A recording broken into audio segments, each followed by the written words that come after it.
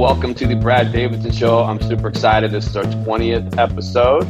In this episode, I'm going to do a little deep dive into fat loss. This keeps coming up in my world. This is what everybody's looking for, what everybody wants.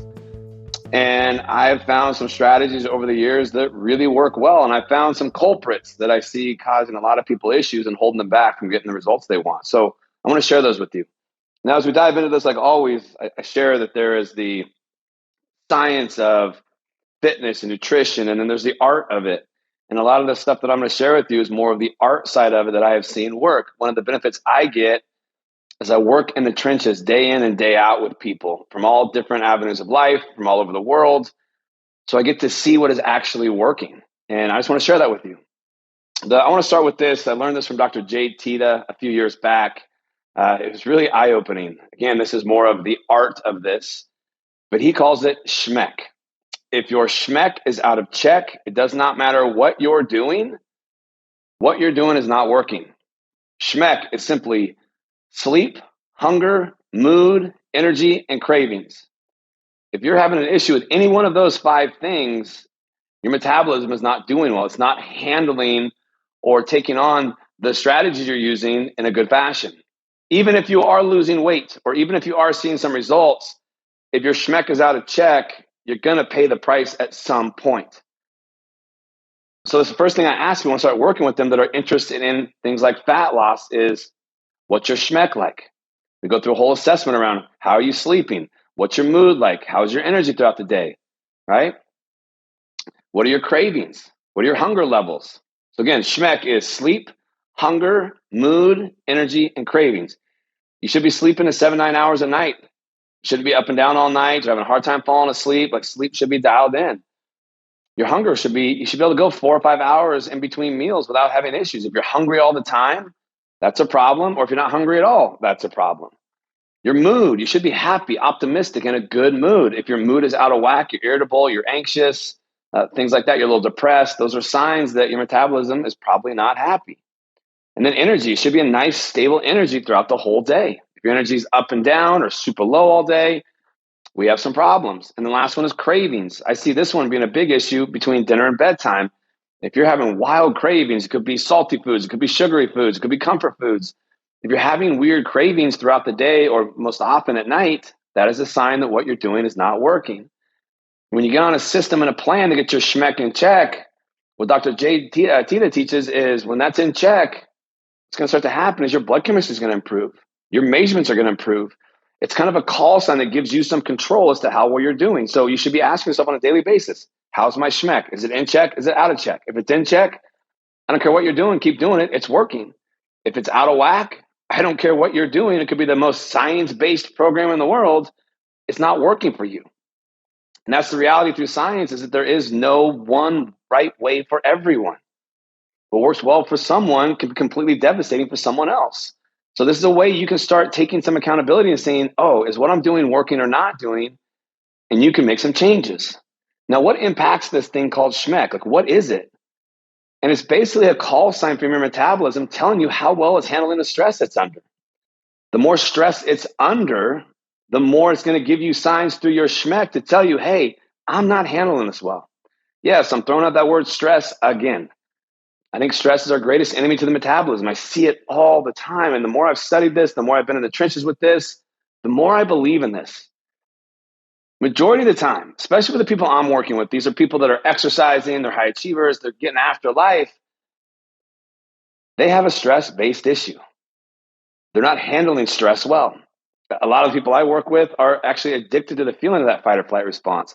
That's all they know, is that feeling of always been in a high state scenario. They're literally being chased by a lion 24/7, and they're so used to it, they just deem it normal. So I want to share you the strategies I've learned. These are 5 of the most common roadblocks I've seen that cause excessive stress and disrupt your SHMEC. The first one is alcohol. I'm sure no surprise there. I talk a lot about this. I gave up alcohol 8 months ago after really studying it, after just having it cause issues in my life with people that were around me, myself. And I was just going to cut it out for 3 months. And I was never a heavy drinker, like I've always said, but I would have 1 or 2 cocktails most nights of the week. I never had more than 2. Like, I haven't been drunk since I had my daughter. gosh, almost 16 years ago now. But I was still having one or two a night. And when I cut it out for those first 3 months, it was crazy how good I felt, how much clearer my brain function was, how much more stable my energy was. I got leaner quickly in that first 30 days. I lost 11 pounds. I didn't think I had 11 pounds to lose, but I lost 11 pounds. And so much of it was just the bloat and the inflammation and the backup and detoxification issues I was having from having the constant alcohol in my system. So at the end of the 3 months, I'm like, well, there's no point in going back. I'm just going to keep going because I felt so good. And now I'm 8 months in.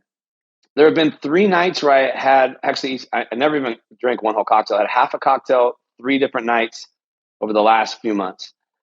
And I would have it and immediately start to feel the negative effects.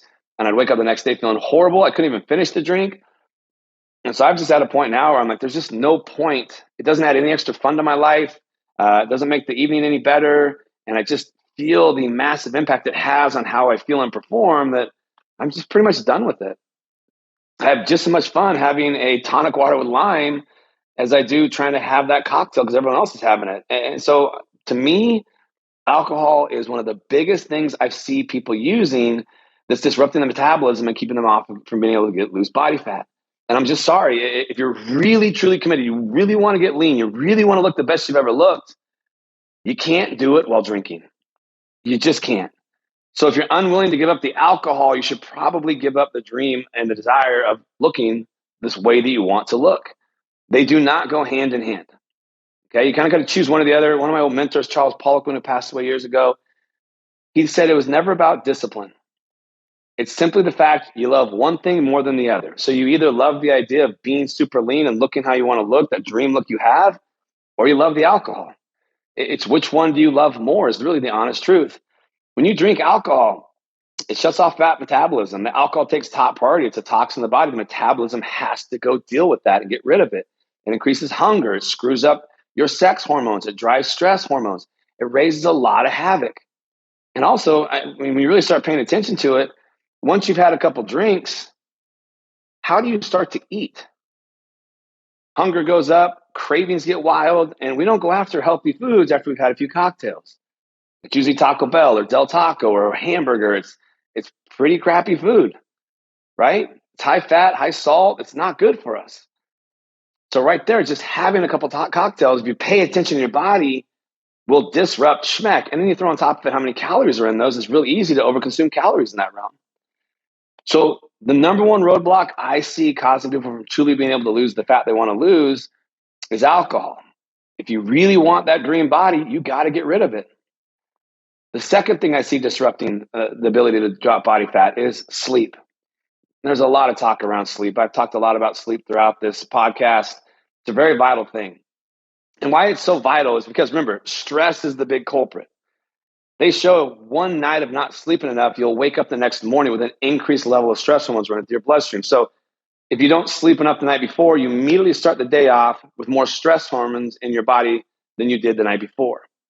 So it's critical that you get enough sleep. They also show if you cheat sleep or you get a bad night's sleep, the next day, cravings, one of the SHMEC signalings, is off. You will start craving more carbohydrates. And the problem with that is that with that lack of sleep, you begin to take on the roles of a diabetic, and you cannot handle the carbs coming into the body. The whole insulin pathway scenario starts to malfunction. So you got an issue with carbohydrates, a craving with carbohydrates. It also elevates your stress hormones, and it'll deplete your sex hormones, the good anabolic hormones. You need those to be optimal as well to look great and drop body fat. So now we got two things, alcohol and sleep. Alcohol will disrupt sleep. Again, those things will dramatically throw off your SHMEC.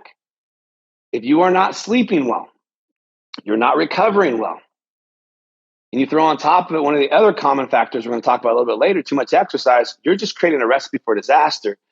You're just putting body fat on by doing that because you're stressing the metabolism out so much it has no other thing to do but to try to fight you. And here's what's funny is what it really comes down to is loving on your metabolism, not hating it. So much of us hate how we look, and we think we have to go punish our bodies to get the look we're craving. We think our bodies are out to get us. And the reality is your body is protecting you from you. It has all these issues it's dealing with that it doesn't like, that are disrupting homeostasis, causing stress on it, and it has to battle it. And one of the ways it will battle certain things is to put body fat on. So think love on your metabolism versus hate your metabolism. The outcome is very drastically different when you start looking at it that way. Number three, a very common thing I see nowadays, it's actually been for a while now, is toxicity. Our livers are incredibly burdened. We live in the most toxic environment we've ever lived in. And actually, the place where you get the most exposure to toxins are right in your own home. Stuff we're cleaning the houses with, all the products we're putting on our bodies. Just look at the labels and you see all the chemicals in those products we're putting on our skin that the liver is having to deal with. So you have that. You have the pollutants in the environment. The environment is really polluted. And then you throw on top of it things like alcohol, too much caffeine, sugar, low quality food. All these things are just bombarding the liver. And if your liver is not doing well, your metabolism is not doing well. The liver is responsible for over 600 metabolic activities.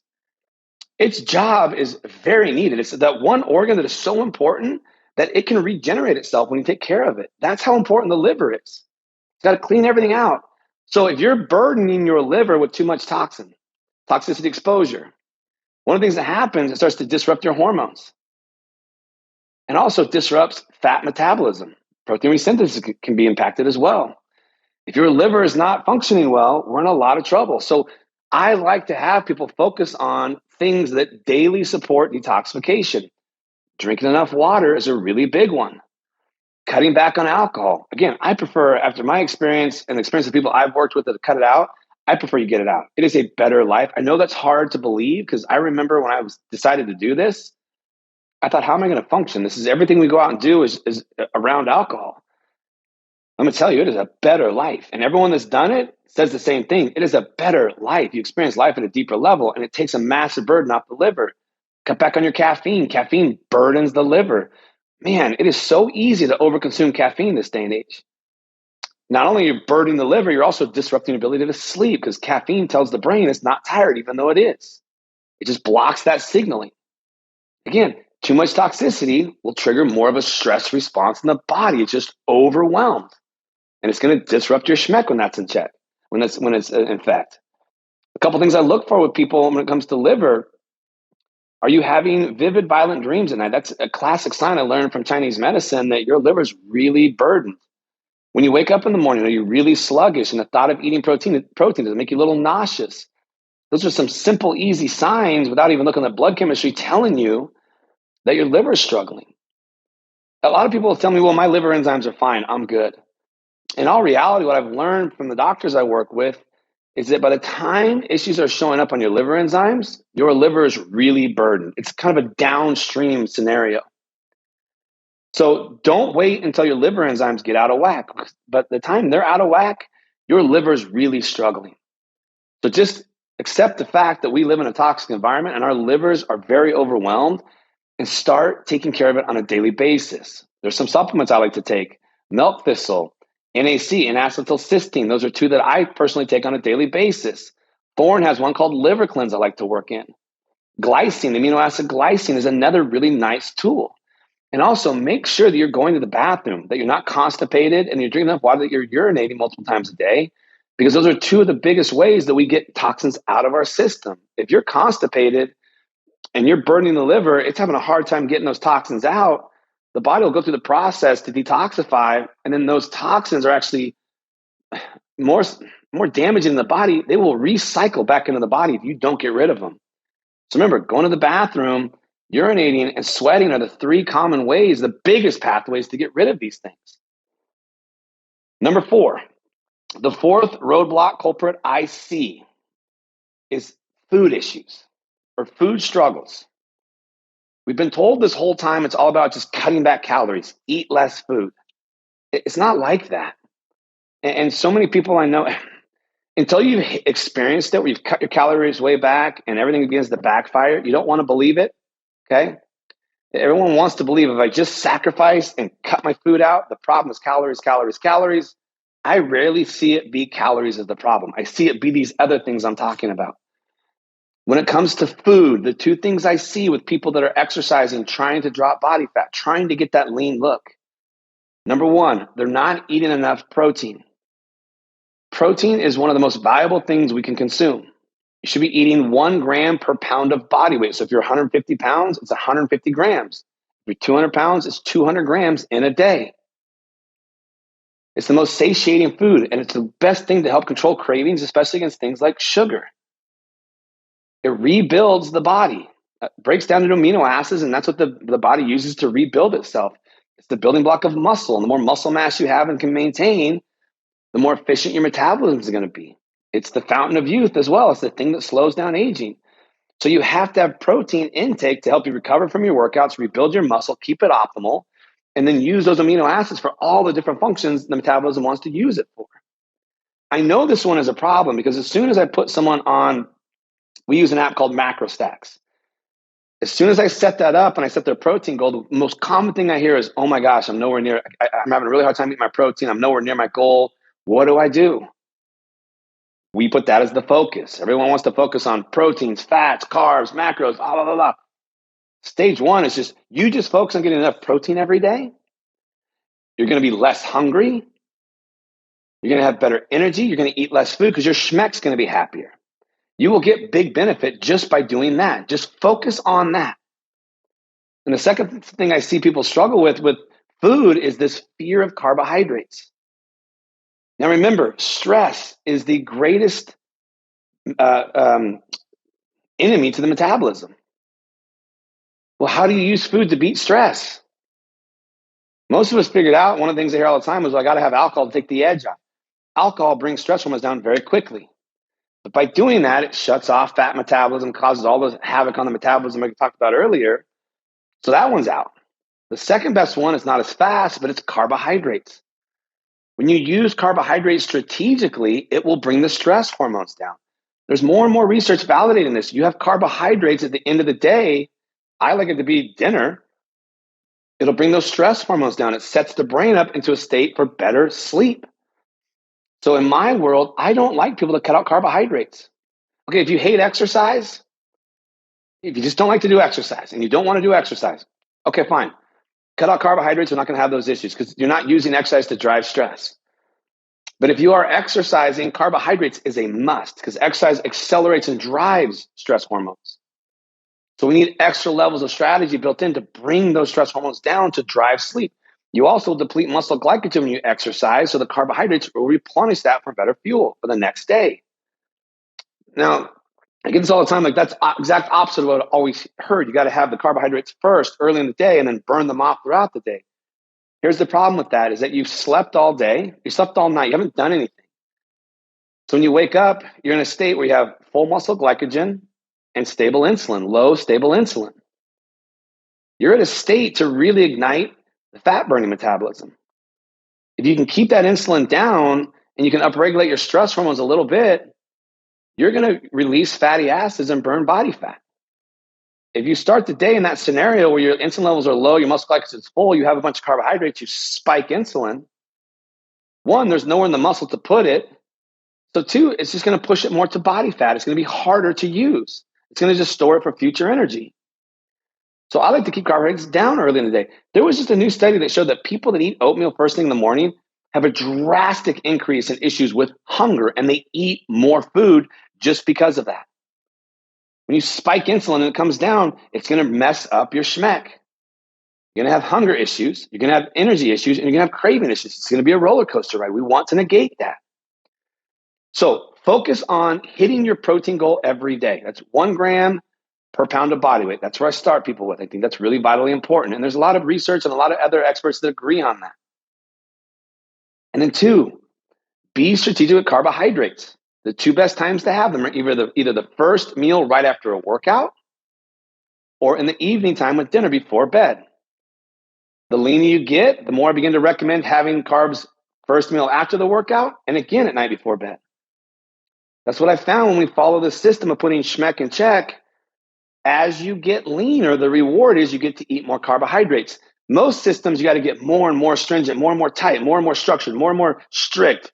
It gets harder and harder and harder. what I found in this system, when you focus on the SHMEC aspect of it, you get stress under control, you get your SHMEC in check, you start dropping body fat. The reward is it gets easier and easier and easier because you're more efficient at handling carbohydrates and using them strategically to bring stress hormones down and drive recovery.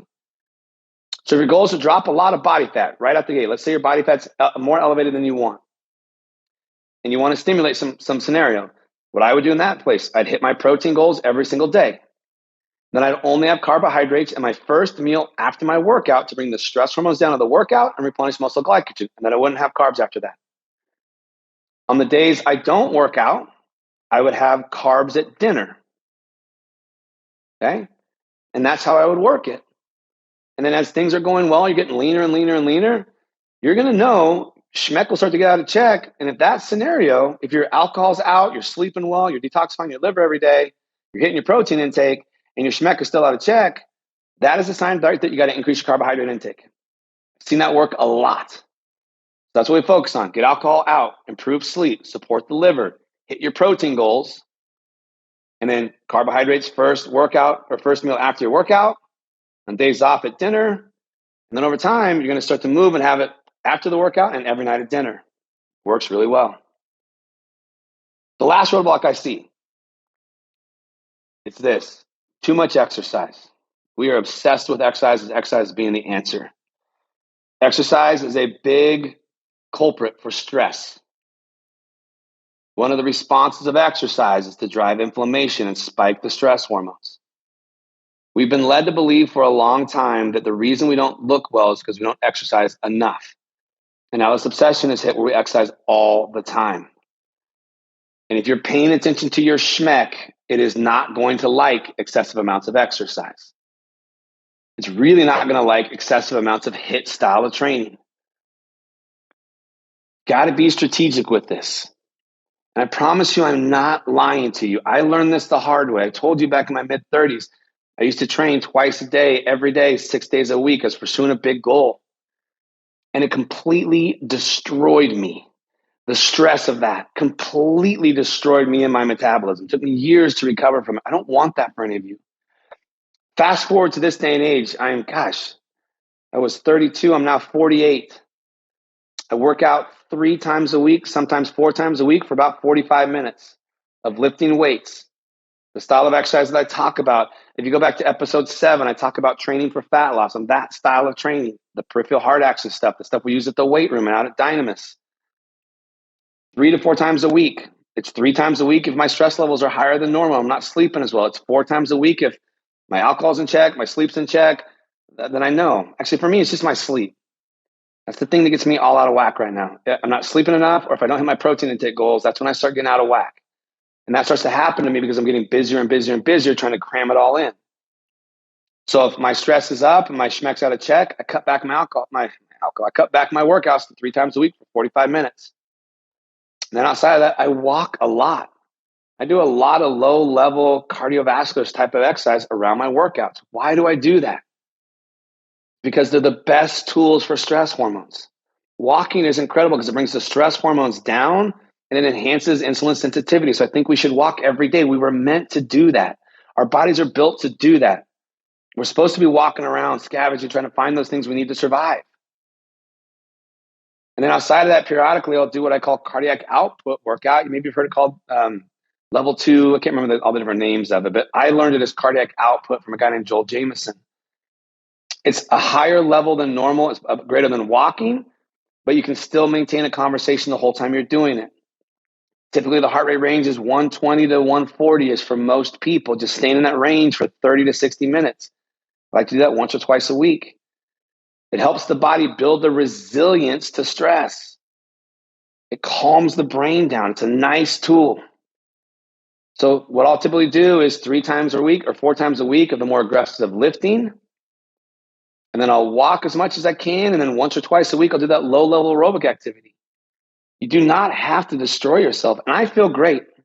My body looks as the best it probably ever has in regards to my body composition-wise. I'm 48 and I can sit right around 10% without a lot of effort. When my SHMEC gets out of check, my body fat goes up. Beginning of this year, I was in a really good place. And then I had 2 gyms open at the same time. And that stress got overwhelming. I didn't really change a whole lot, but my body fat started going up because I wasn't hitting my protein goals and I wasn't sleeping as well. It has that kind of an impact on you. If you really want to be lean and look lean, I'm telling you, this is mission critical, is get your SHMEC in check. I don't count calories. I've never believed in that. The only thing I focus on in regards to tracking my food is my protein intake. And then I just strategically use my carbohydrates, and I found it works wonders. The other thing is you got to eat real food. That's another thing. The more processed food you eat, again, that's going to bombard the liver. So as long as you're eating real food, strategically hitting your protein goals and having carbohydrates to bring stress down, you're going to get a lot of benefit from that. To get lean is not as hard as we make it sound. You do not have to go abuse yourself. And I'm going to tell you, if you're trying to change how you look, I know I say this a lot, but it's just the truth, and I have these conversations with people all the time. If you think by changing how you look, by getting your body fat down is going to make your life better, I want you to check that. There's a deeper rooted reasoning behind that. There's a deeper fear. There's something else there. Because I see it all the time. People finally get to that magical body fat number, that magic scale on the weight, and they're never happy. Oh, you know what? No, that's not how I thought I was going to be. I must have to get to this number. I must have to get to this weight. It's pretty vicious. It's a pretty vicious cycle. The other thing with over-exercise is it ramps up inflammation, will cause water retention. You'll look puffy from it. So if you're feeling that look of, gosh, I'm just not as lean as I like to be, I'm exercising like crazy, I'm a little puffy, cut back on your exercise. And I know that's hard to grasp because people are so afraid of that. But it's not about doing more exercise. It's about getting your SHMEC in check by reducing the amount of stress you're driving onto your metabolism. Here's the other thing with all this crazy HIIT training and things like that. What do you think has to deal with all that lactic acid you're building up? All the volumes of workout you're doing, all the muscle burn scenario, all the byproduct that's created from that crazy high intense training with your heart rate super high. Your liver. So you're bombarding that as well when you're doing crazy amounts of exercise. I love exercise, but I think it's a very dangerous tool in regards to health and optimizing how well you look and feel. You got to use it very strategically. But if you begin to focus on your SHMEC and less on how much am I exercising, how little am I eating, you're going to get a much bigger return very quickly. And the best part is when you get that dialed into place, the response is, oh my gosh, this really isn't that hard. This really isn't that hard. It is not that hard to maintain it. And what's fun is when things start getting out of whack, you know what it is. I can tell you right now, it's my sleep and I don't have my protein intake goals that cause havoc on my metabolism and cause my body fat to go up. I know it because I've paid such great attention to this. There's probably going to be different facets and different things for you, but just pay attention. How does your body respond if you go out and drink? How is it that night, the next couple of days? What's your SHMEC like? What's your mood like? What's your energy like? What's your cravings like? What's your hunger levels like? What's your sleep like? Alcohol really disrupts SHMEC. Getting a big argument with someone in the evening time, your significant other or something like that. Getting a big argument, you don't sleep well that night. What happens the next day? Your SHMEC's all out of check. It's a stress-based issue. You have to learn how to become resilient to the stress by getting your SHMEC in check. And then your metabolism will be working for you versus against you. And it's so much easier and so much more rewarding. I hope that helps. Take care, and I'll see you next week.